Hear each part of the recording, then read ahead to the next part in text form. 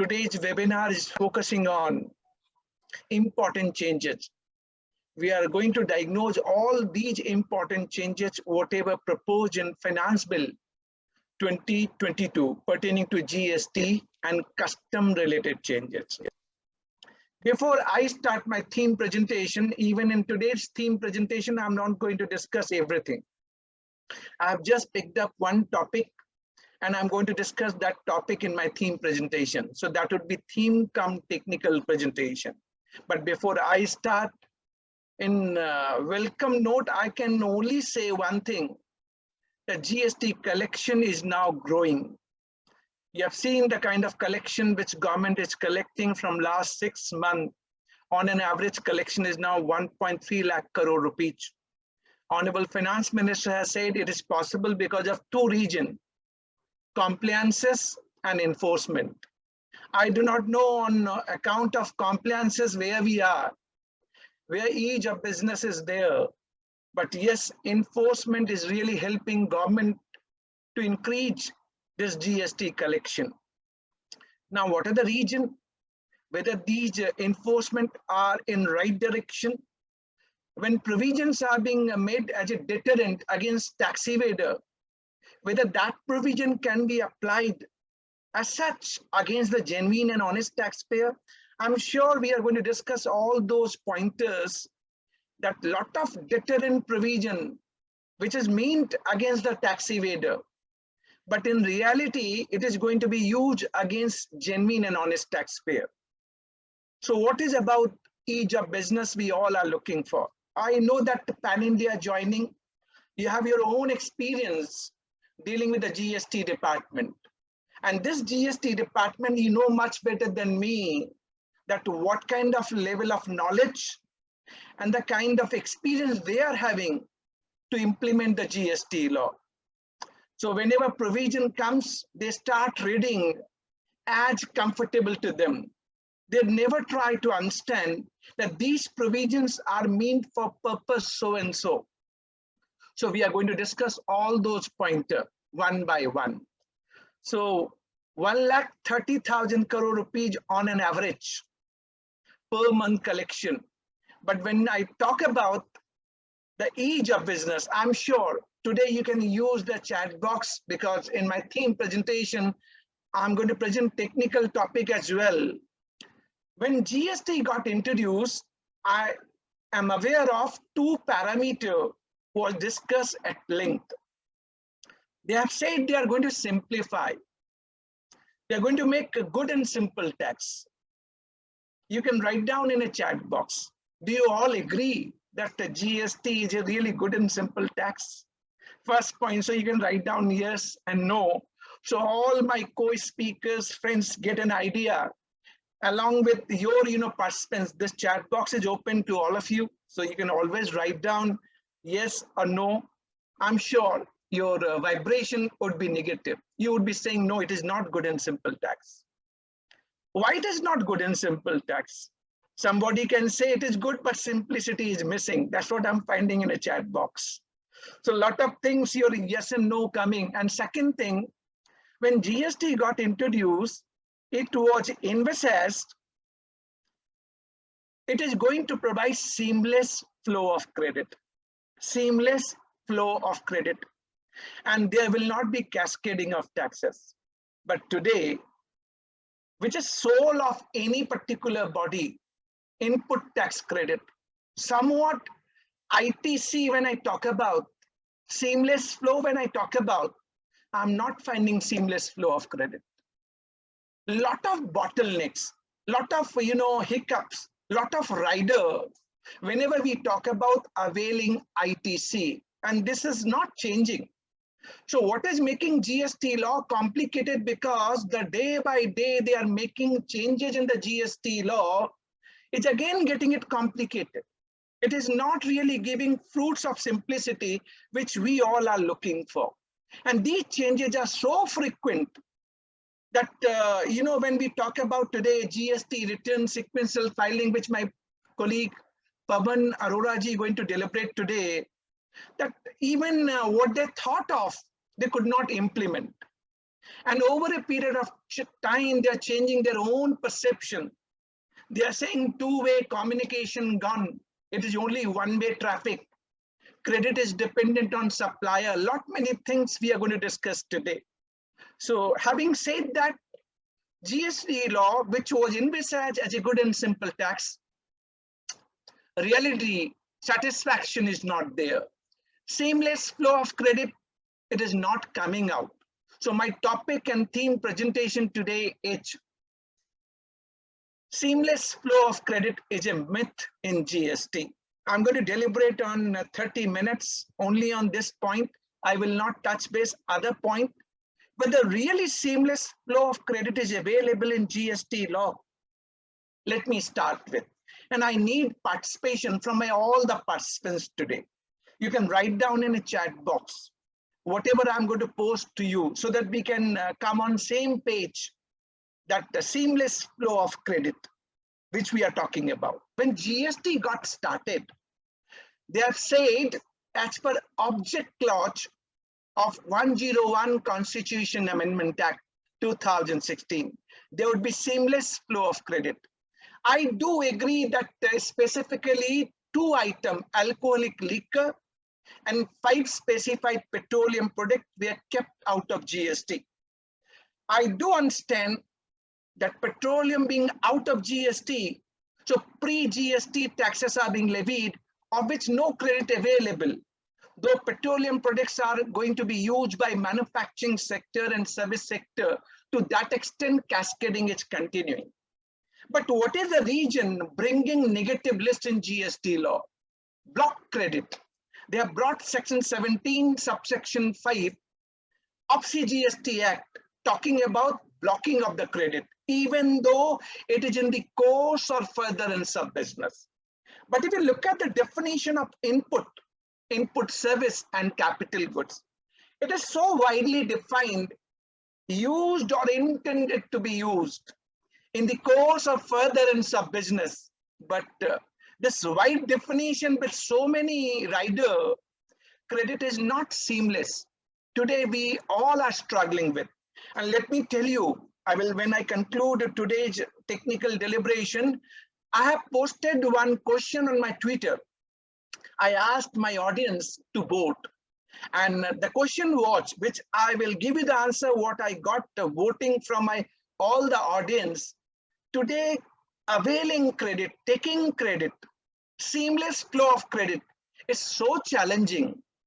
It looks like government is not willing to provide, to get us availment easily.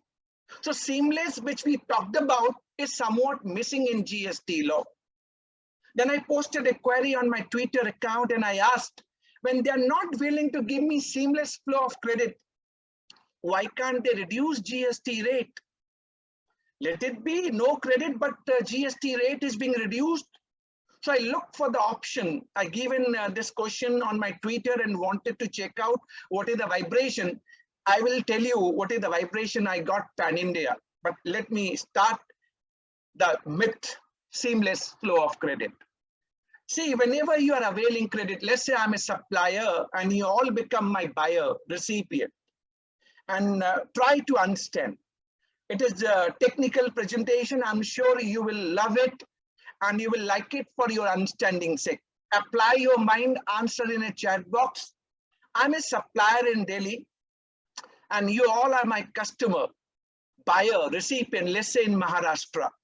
It's an interstate supply, IGST leviable. For availing credit, there are 4 conditions under section 16, subsection 2. 4 conditions. You need to satisfy 4 conditions. What are those 4 conditions? As a buyer or recipient, you should have tax invoice copy, first condition. Second, you must have received goods or services. Third, your supplier must have paid the taxes to the government exchequer, either through e-cash ledger or through e-credit ledger. This is again another burning topic, that you as a customer has given amount GST to the supplier and supplier defaulted. He did not deposit the money with the government exchequer. What happened? Your credit, buyer's credit can be denied. So third condition, supplier must have paid taxes, right? And last, as a recipient, as a buyer, you are filing your regular GST return, 4 conditions. Now, the budget 2021, last year budget, Finance Act 2021, introduced the fifth condition, and which is prospective clause and notified to be applicable from 1st January 2022. 1st January 2022. And what is that fifth condition? The invoice or debit note on which you as a buyer availing credit, that invoice and debit note must be furnished by your supplier in a GSTR1, and it must be auto-populated in GSTR2B of the recipient. I have said that this clause is prospective clause applicable from 1st January 2022. Now, keeping these 5 conditions in mind, the first question, the first and foremost question, and which you have to answer in a chat box whenever I'm posting it. So this fifth condition is saying that such invoice and debit note must be furnished by the supplier in a GSTR1, so as getting auto-populated in GSTR2B of the recipient, GSTR2B. So what is this GSTR2A? And we are getting confused. There are GSTR2A also and GSTR2B also.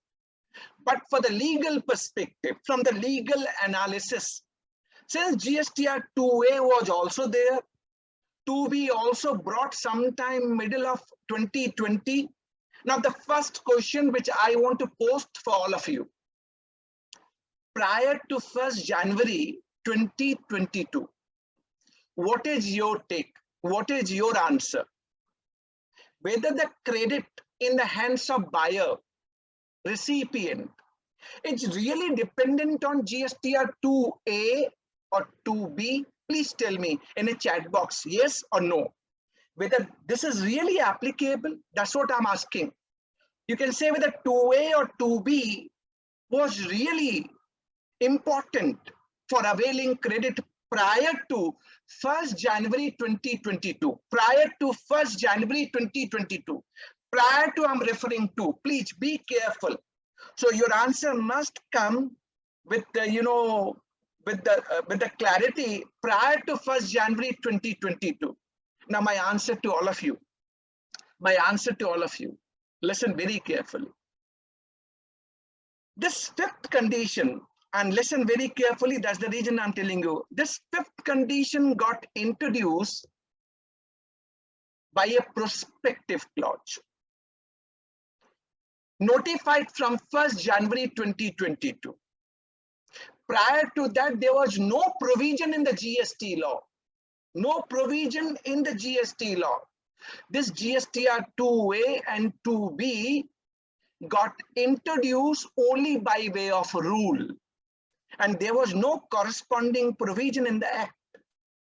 So legally, we can always interpret that rule cannot override the provision. Rule are delegated, and delegated from the provision of the Act. Unless there's the provision in the Act, it cannot be. You cannot make rule. Then simple meaning coming out, this GSTR2A or 2B, which was introduced by way of rule, but having no corresponding provision in the GST law, then for the period prior to 1st January 2022, my credit is not dependent on GSTR2A or 2B. I will avail credit if I've satisfied the 4 conditions. I'm having the tax invoice copy, received goods or services, supplier has paid the taxes, and as a buyer, I'm regularly filing GST return. That is my answer first.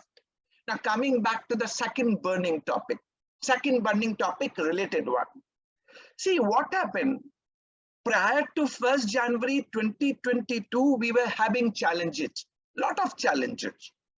Being supplier, if I'm filing GSTR1 and I have wrongly furnished your GST number, I have not furnished the correct GST number of my buyer, I have wrongly furnished, then it is not going to be auto-populated in GSTR 2A or 2B. B2B supply, registered supplier to registered recipient, wrongly captured and furnished by supplier as a B2C. It is not going to be auto-populated in your GSTR 2A or 2B. Third situation could be it is interstate supply from Delhi to Maharashtra.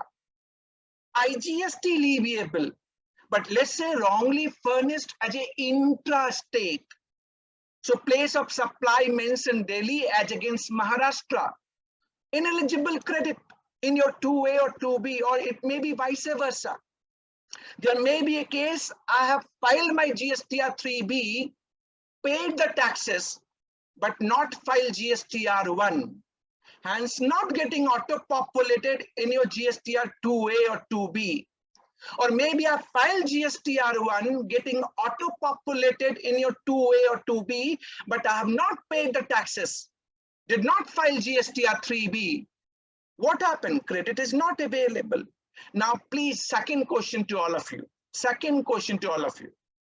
If supplier has made the mistake, he did not furnish the correct GST number, B2B supply captured as a B2C, or it is wrongly disclosed as intrastate as against interstate, or vice versa, where is your fault?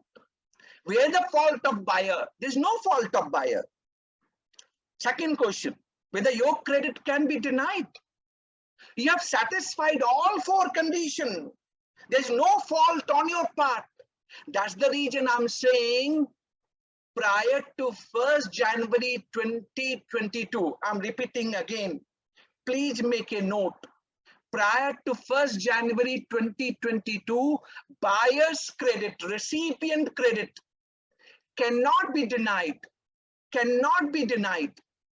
because it is not coming in GSTR 2A or 2B. You have to only satisfy 4 conditions, that's all. So this is the second part which I'm concluding. So maybe in a chat box, lightly you can say, yes, you got it. You understood this point clearly for your understanding's sake.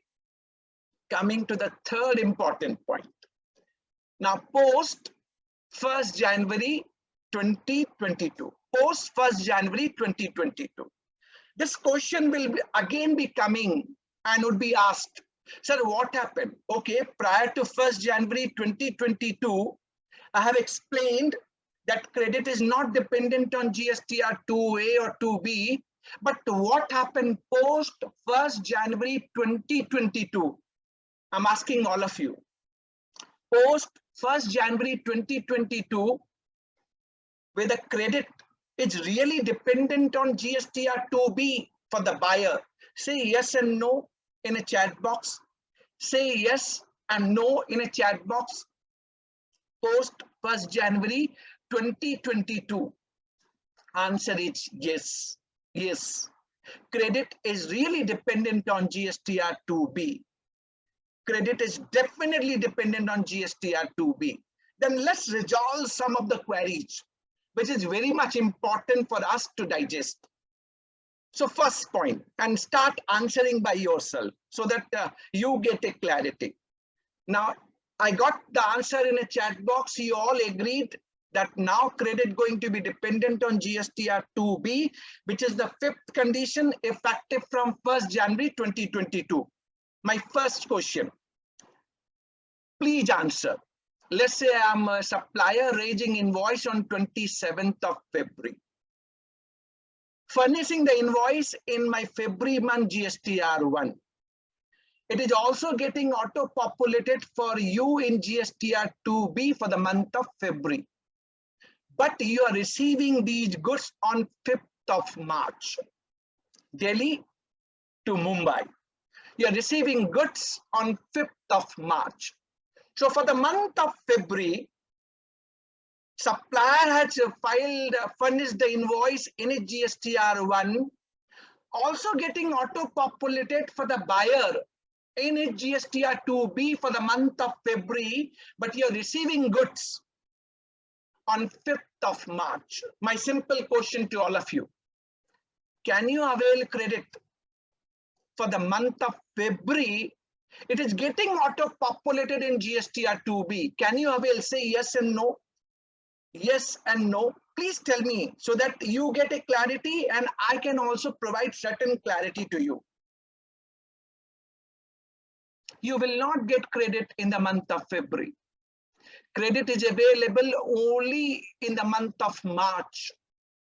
You have to satisfy all 5 conditions, So those who are giving the answer as no, they are right. You have to satisfy all 5 conditions. First, having tax invoice, 27 February. Receive goods and services. Second condition, you have not received in the month of February. You received in the month of March. That's the reason.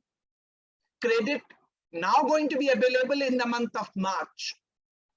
Even though supplier has paid the taxes for February, you are also filing regular return. It is getting auto-populated in GSTR2B, but still credit get postponed till the time goods are being received. So first, clarity, even though credit auto-populated in 2B, but still you can't avail credit unless you satisfy all 5 conditions. Second situation. Some credit I've seen not getting auto-populated in GSTR2B. And that examples are, sometimes you're importing goods, you're paying basic custom duty and IGST, and there's integration issue from IceGate to GST and Common Portal. I know government has provided a way forward how you can map your IceGate with GSTN so that whatever IGST you are paid on import of goods can be auto-populated in GSTR2B, but still creating this question to you. Some credit which is not getting auto-populated in GSTR2B, whether that credit is not available. Example could be reverse charge, import of services. For import of services, you are paying IGST under reverse charge as a recipient. That is not getting auto-populated in GSTR2B. Import of goods sometimes challenge it. It is not getting integrated from IceGate to GST and portal. And credit is not auto-populated in GSTR2B. Whether that credit is not available. I'm asking you, please tell me. It is not coming in 2B, but it is satisfying all conditions, whether credit available or not available. Say yes and no. Yes and no. It is not coming in 2B, but still credit would be available. Still credit would be available. My answer is credit available. And that is what we are looking for, the clarity. And those answering yes, they are right. They are correct. Credit would be available. Definitely, because it is the inherent problem in GSTR2B. That's the reason. It is not getting auto-populated. But just because it is not getting auto-populated, it does not mean that I'm not entitled to avail credit. So I've given you the clarity. Even though not auto-populated, but if you are satisfying the condition, credit would be available. Coming to the finance bill 2022. Union budget, this year union budget, which is being announced. In this budget, now they have introduced the 6th condition. 6th condition. So 5 condition already there. 6th condition, now they are saying, Bimal, whatever credit auto-populated, auto-generated in GSTR2B, that should not be restricted as per section 38. So 6th condition, which is the clause now being announced, proposed in Finance Bill 2022, it is yet to be notified. First of all, it is prospective clause. And second, it is yet to be notified. So it will get notified after 6-7 months. Like the fifth condition, GSTR 2B, made effective from 1st January 2022, which was a part of Union Budget 2021. Similarly, the sixth condition, which I'm telling you, it is a prospective clause, and it will be notified in time to come, maybe after 6-7 months. But what is the sixth condition? Even though credit coming in 2B, auto-generated in 2B, but you have to cross-check, you have to verify it is not restricted as per section 38. So now come back to section 38. 38 initially was meant for GSTR2. It is completely substituted now, completely substituted. Now, as per 38, they are saying your credit is now dependent on GSTR2B. Further, section 38, subsection 2 is saying, Bimal, and this is for all of you to listen carefully. Even though credit is auto-populated, auto-generated in GSTR2B, but it may be restricted in any of the 6 restriction as prescribed under section 38 subsection 2. Listen very carefully. There are 6 possible situations whereby they have said they can put the restriction. They will say, Bimal, you can't take credit even though it is coming in your GSTR 2B. So look at the kind of, seamless. I said seamless is missing. It is not there. Seamless is not coming out. So look at the 6th scenario, 6th situation, the first situation. They're saying, Bimal, if you are newly registered under GST law, then they may specify a period for which you can't avail credit. So if you are a new registrant, government may specify a particular class of taxable person, and they may say that you can't avail credit for a specified period. Otherwise, in GST law, if you look at the present GST law, provision is very clear. If you're taking registration within 30 days from the date you're liable, you can take preceding 1 year credit. And even you can take credit from the date you have made the application till the registration date. But now they are saying, Bimal, even though credit coming in 2B, we may restrict for a specified new registrant. I asked this query to them. So for which class you are looking for which class you are going to restrict, and what is the specified period you are going to refer? What is the answer they have given to me? They have said, Bimal, there are a lot of person we have come across that they are risky taxpayer. So we may specify for such taxpayer, and any period can be specified. So we have to wait and watch. Second situation, if you happen to be defaulter in payment of tax, and your default continues for specified period, then that is the second situation. Even though credit auto-populated in GSTR 2B, but still you will not be able to take credit.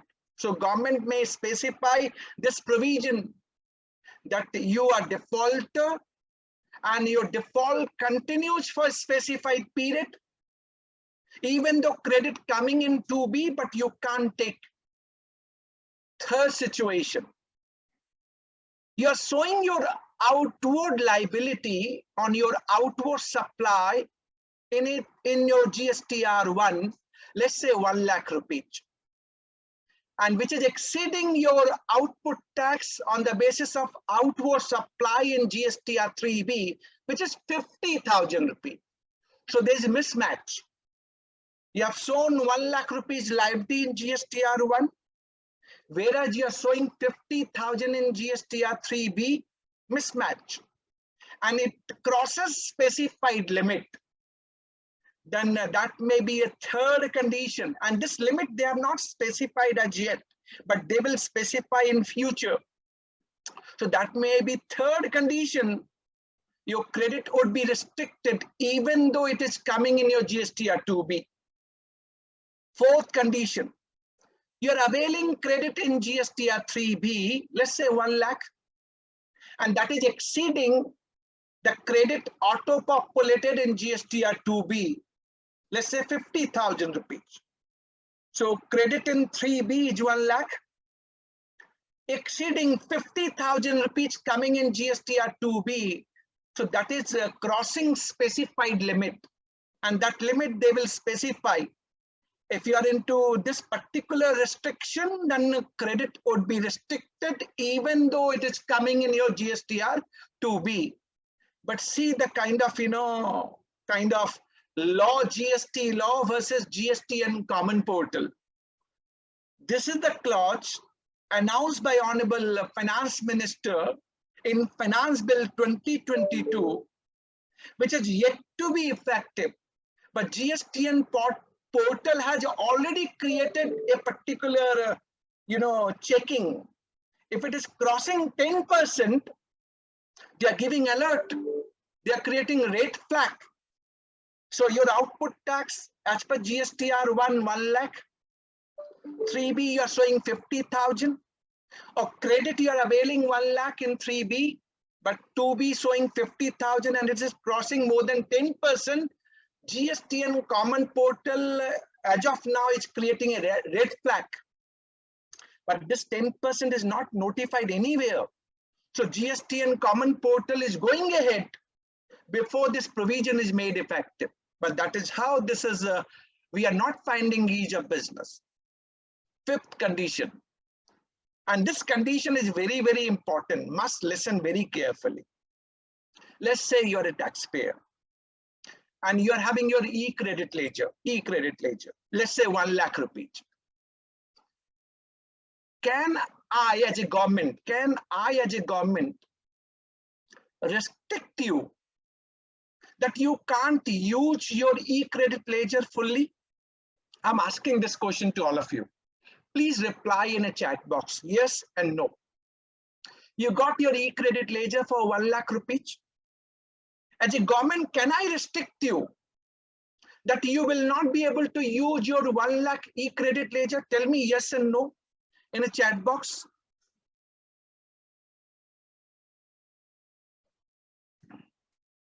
They should not. You're saying no, correct. But Rule 86B got notified from 1st January 2021. By way of rule, they have already implemented that Bimal, you cannot use your e-credit ledger beyond 99%. So 1% compulsorily I have to pay in cash. I will not be able to use my 100% e-credit ledger. This rule 86B already got notified from 1st January 2021, and there was no provision in the act. Writ is being filed in the High Court. Matter is now pending before the High Court. What government is now doing, bringing this fifth condition in the act and now supporting this rule, which already got notified from the backdated 1st January 2021. But now they have made the provision under section 38. They can notify to certain percentage, we will not be able to use our e-credit ledger. Can we think of that? Is how they are making change in GST law. And last restriction, for any class of person, special class of person, they may specify that this is the restriction. Even though credit coming in GSTR 2B, you will not be able to take the credit. So let's have recap, quick recap. I started with my theme line. Is there seamless flow of credit? That is what I asked, right? we all are finding seamless flow of credit is missing in GST law. It is not there. Lot of challenges. That's what we have discussed, right? Now, when I've said all this thing, first of all, there were 4 conditions under section 16, subsection 2 to satisfy to avail the credit. 5th condition, it must be auto-populated in GSTR 2B from 1st January 2022. 6th condition, now finance bill proposed under clause BA under section 16, subsection 2, which is prospective clause, yet to be notified. And now they have said, even though it is coming in GSTR 2B, but there may be 6 specified restrictions. If you're falling in any of the restriction, then your credit, even though auto-populated in GSTR 2B, you will not be able to take the credit, even though it is coming in GSTR 2B. What are those restrictions? First, new registrants, specified period. If you're defaulter and default continues for specified period. Output tax in GSTR 1 exceeds with output tax GSTR 3B and exceeding the specified limit. Credit availed in 3B exceeds credit coming in 2B and exceeds the specified limit. There would be restriction on utilization of e-credit ledger to the specified percentage. And for the specified person, they may say credit is restricted. Having said that, having understood all this thing, seamless is really coming to my mind. Believe me, seamless is somewhat gone for a toss. It is not coming out. And then apart from this discussion, you got section 17, subsection 5. Just take one example. You're getting your office constructed. You get mall constructed, hotel constructed, mall and hotel constructed, and then you're using mall and hotel for providing taxable outward supplies, right? On your outward, you're going to charge GST. Question is, and which I'm asking you, can you avail GST input tax credit on construction of mall, hotel, factory, or office, which you are going to use for the provision of taxable outward supply, whether credit is available? Credit is not available. Credit is not available. Though there is Odisha High Court judgment, Safari retreats, but still matter is sub judice before Honorable Supreme Court. Section 17, subsection 5 is creating negative list. Then we got Rule 42 and Rule 43, pro rata reversal of credit on exempted supplies. Then we got Rule 86A, blocking of e-credit ledger. Rule 86B, percentage can be restricted for utilization. Rule 36 sub Rule 4, which is now gone, but that was also there. Having said all this thing, problem, seamless is missing somewhat. I will touch base, but just 2 more points, and then I will conclude my technical part and theme presentation. Apart from seamless flow of credit, what are the challenges today? You are an honest buyer, let's assume, and I'm picking up these 2 pointers very quickly. You are a buyer and I'm your supplier. Now we are finding a lot of search and seizure, lot of raid are happening, department coming to your premises, buyer premises, and they are alleging you can't avail credit. You have wrongly availed credit because your supplier has passed on ineligible credit. That is what the allegation department is making. Whereas you are having tax invoice, you got eBay bill, you have made the payment through bank, you got your lorry receipt, you got weight done, everything is available with you. But still they are saying as a customer, as a buyer, as a recipient, you can't avail because you got a credit from your supplier and supplier was not having eligible credit. You as a buyer, how you would be knowing that your supplier may have availed some credit from its preceding supplier, that may be L1, L2, and their credit is being disputed. Is there any window available for buyer to see beyond Bimal Jain? You can only see Bimal Jain as a supplier, but beyond Bimal Jain, you do not know anything. So how come preceding suppliers passing on credit to Bimal Jain and that is disputed? And on that account, this credit is being disputed in your hand. How you are accountable? Second problem which I'm finding in a trade, that your supplier is non-existent. Your supplier is non-traceable. Your supplier GST got cancelled. Your supplier has moved cancellation. Hence, you would be denied the credit.